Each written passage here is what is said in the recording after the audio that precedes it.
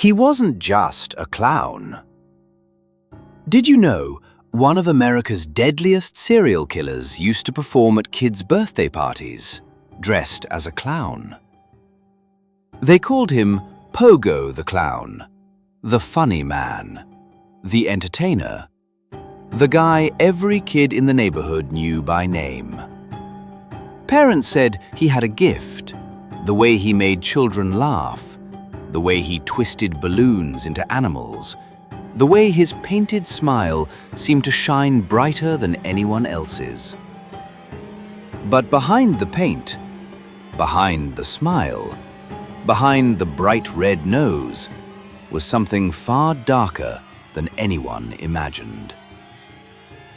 On the surface, he looked like the perfect citizen, a businessman, a volunteer, a man who shook hands with politicians, attended charity events, and posed proudly for photographs with people who had no idea what he really was.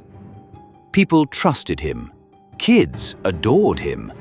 Neighbors waved when they saw him drive by in his clown costume, honking his toy horn. Nobody questioned the friendly man who always offered to help. Nobody knew what was hiding under his house. It started with boys who went missing. One here, one there. At first, no one connected the dots. A teenager who didn't come home after work.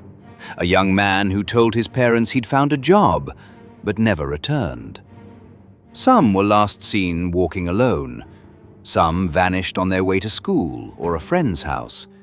Rumors swirled through the town, whispers of a predator, a shadow, something lurking in the quiet neighborhoods. But rumors stayed rumors. No one imagined the horror beneath a seemingly ordinary house. Not until a single boy, the last one, vanished after telling a friend he was going to speak to a contractor. A contractor everyone recognized. A contractor who entertained children in clown makeup. That contractor was the clown. Police visited his home. They noted the smell, thick, earthy, rotten, like damp soil mixed with something far worse. Gacy laughed it off, saying it was the plumbing. He joked, he smiled. He acted annoyed that anyone would bother such a respected citizen. The officers left, but something in that house stayed with them.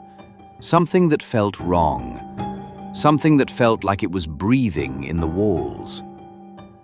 Investigators returned, again and again. Each time, Gacy's smile stretched thinner, tighter, as though the mask he wore was slipping, revealing the thing beneath it that didn't belong in a human face. He started making mistakes. He couldn't sleep. He paced his house at night, knowing police were watching him. His hands trembled. His stories changed. The mask finally cracked. One night, exhausted, paranoid, unraveling, he confessed. Not with tears, not with guilt, not with fear. He described everything almost casually, like he was listing chores he'd forgotten to do. He told them how he selected his victims, how he lured boys with job offers, promising money, safety, a future.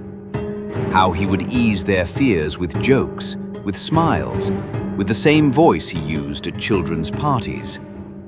Then he'd bring out the handcuffs and call it a magic trick. And once the cuffs clicked shut, the trick was over. Then he told them where he put the bodies, under his house.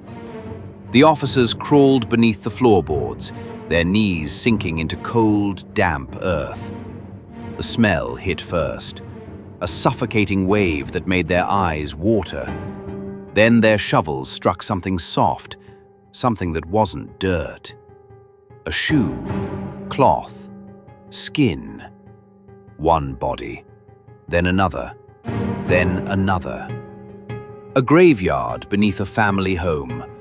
29 buried in the crawl space, stacked, layered, pressed into the soil like discarded objects. Some still wearing pieces of clothing, some tangled together, some barely recognizable as human. Officers stumbled out of the house, gagging, shaking, silent. And the crawl space waited in the dark behind them, holding the weight of every nightmare Gacy had hidden.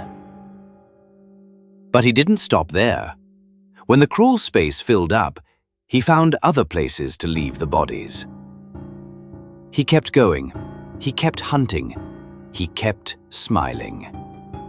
The trial that followed was a spectacle. Crowds gathering, cameras flashing, reporters fighting for every detail. And through all of it, Gacy smiled. Sometimes laughed, sometimes leaned back in his chair like he was watching a play instead of facing the consequences of what he'd done. He called the victims lost souls. He joked during testimonies. He acted as though none of it mattered. After he was convicted of 33 murders, one of the highest counts in US history, he was asked if he had any final words. He smirked and whispered, "Kiss my." Some monsters hide in the dark. Others hide behind masks. But the scariest ones are the ones who learn how to make you smile.